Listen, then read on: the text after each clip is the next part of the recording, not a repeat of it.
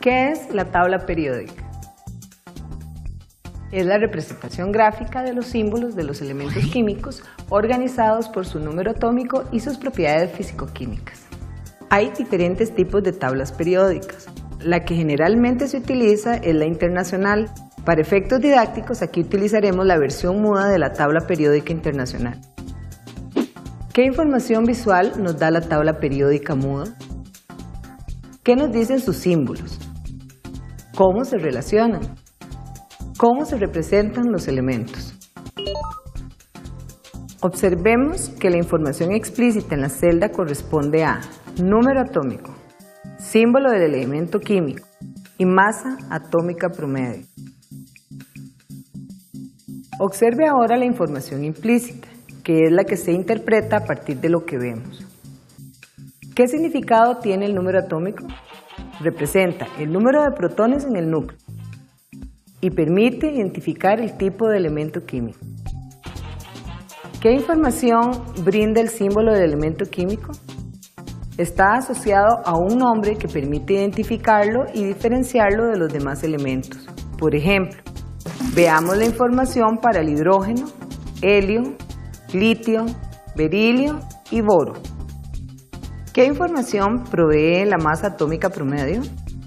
Representa un valor medio que considera la contribución por abundancia de los isótopos de un elemento. Cuando se redondea, genera un nuevo parámetro denominado número máximo. ¿Qué son los isótopos?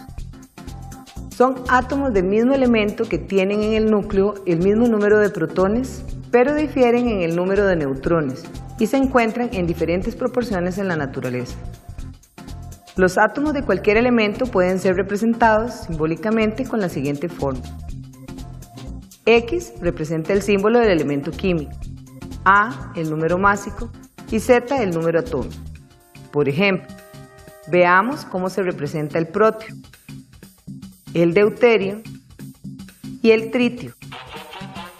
De esta forma podemos diferenciar los isótopos de un elemento y los elementos entre ellos. ¿Qué es el número máximo? Es un parámetro que representa la suma de los protones y neutrones en el núcleo de un átomo de un elemento químico. Observemos las subpartículas atómicas diferenciadas por color en los modelos para los isótopos del hidrógeno. Se suman los productos de la frecuencia por la masa atómica del isótopo. La información sobre la frecuencia se puede encontrar tal cual o como un porcentaje en tablas ya definidas. Cuando esta información viene como porcentaje, es necesario convertirla en frecuencia con esta fórmula. Analicemos el siguiente ejemplo. Para el potasio 41, el porcentaje de abundancia es 6,9102 y la frecuencia 0,0690102, dando en el producto 2,8332. Este procedimiento se repite para cada uno de los isótopos y luego se suman los productos. Entonces la masa atómica promedio para el potasio sería 39,1808. Propiedades físico-químicas, grupos y bloques. Usando como guía un gráfico como este, se pueden hacer anotaciones que permiten interpretar la información implícita de la tabla periódica. El primer criterio mencionado son las características físico-químicas de la materia.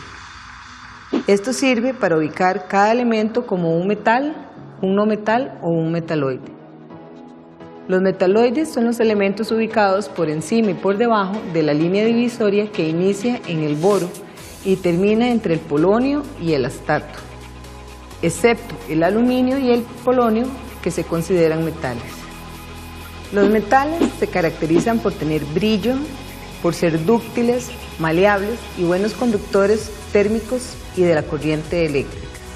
Por otro lado, los no metales no poseen brillo, son quebradizos y no son buenos conductores térmicos ni conducen la corriente eléctrica.